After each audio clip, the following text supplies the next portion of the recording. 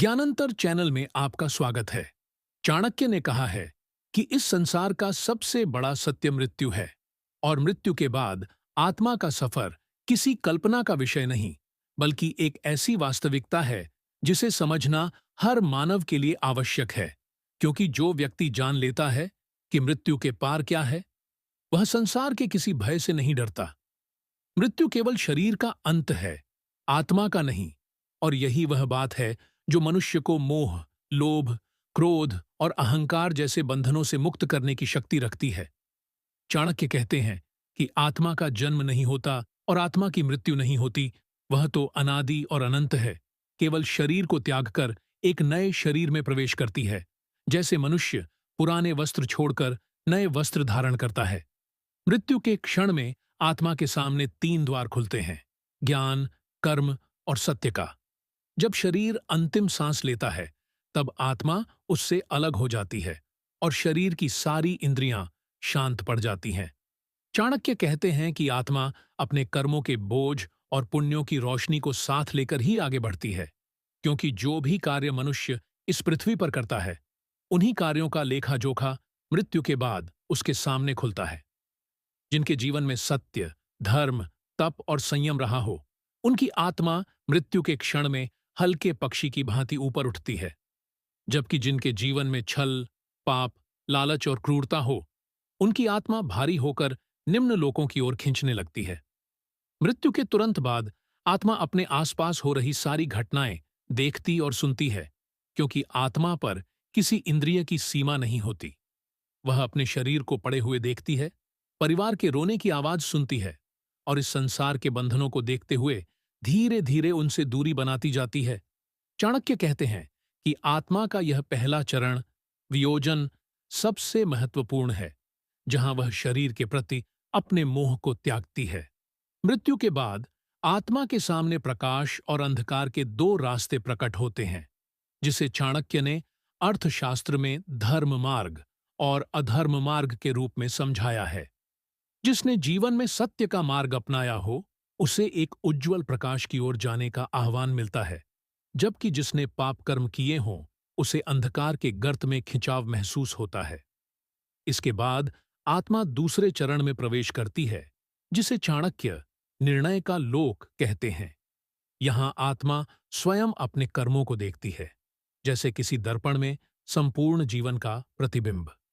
यहां कोई छल नहीं चलता, कोई बहाना नहीं बनता, कोई झूठ नहीं ठहरता। मनुष्य अपने जीवन में किए गए हर कर्म को महसूस करता है। किसी को दुख दिया हो तो वही दुख लौटकर आत्मा पर पड़ता है। किसी की सहायता की हो तो उसी सहायता का फल आत्मा को शांति के रूप में मिलता है। चाणक्य कहते हैं कि यही वह क्षण है जब आत्मा समझती है कि कर्म कभी नष्ट नहीं होते, वे मनुष्य का पीछा जन्म जन्मांतर तक करते हैं।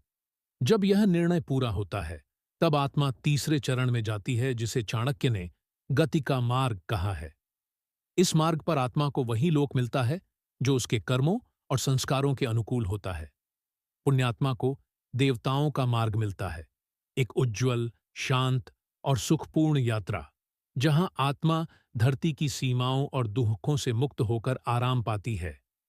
पापी आत्मा निम्न लोकों में जाती है, जहां उसे अपने कर्मों के फल के रूप में कष्ट का अनुभव करना पड़ता है, जो उसके भविष्य के जन्मों को शुद्ध करने के लिए आवश्यक होता है। चाणक्य कहते हैं कि यह दंड नहीं, बल्कि शुद्धिकरण है, क्योंकि आत्मा का लक्ष्य हमेशा उन्नति की ओर होता है। जब आत्मा अपने पुराने कर्मों का भार हल्का कर लेती है, तब वह चौथे चरण में प्रवेश करती है, पुनर्जन्म का द्वार, जहां यह तय होता है कि उसका नया जीवन कैसा होगा। चाणक्य समझाते हैं कि मनुष्य का जन्म स्थान, परिवार, परिस्थिति, बुद्धि, स्वभाव, सौभाग्य और दुर्भाग्य सब उसी के पूर्व जन्म के कर्मों से निर्धारित होता है। यदि मनुष्य ने पिछले जन्म में अधूरा कार्य छोड़ा हो, अधूरी सीख रखी हो या अधूरी तपस्या हो, तो आत्मा उसी को पूरा करने के लिए नए शरीर में जन्म लेती है। चाणक्य कहते हैं कि इसी कारण कुछ लोग जन्म से ही बुद्धिमान, संयमी या ज्ञानी होते हैं, जबकि कुछ बचपन से ही क्रोध, भय या लालच की प्रवृत्ति लेकर आते हैं। यह सब उनके पूर्वजन्म की छाप होती है। आत्मा अगले जन्म का शरीर उसी प्रकार चुनती है, जैसे कोई योद्धा अपने लिए सही शस्त्र चुनता है जो उसकी यात्रा को पूरा कर सके। चाणक्य के अनुसार मृत्यु कभी अंत नहीं है, बल्कि वह एक सीख है, एक परिवर्तन है, एक यात्रा है। जो व्यक्ति मृत्यु से डरता है वह जीवन को समझ ही नहीं पाया, और जो मृत्यु को समझ लेता है वह जीवन को श्रेष्ठ बना लेता है। आत्मा का सफर अज्ञान से ज्ञान की ओर, भ्रम से सत्य की ओर और बंधन से मुक्ति की ओर होता है।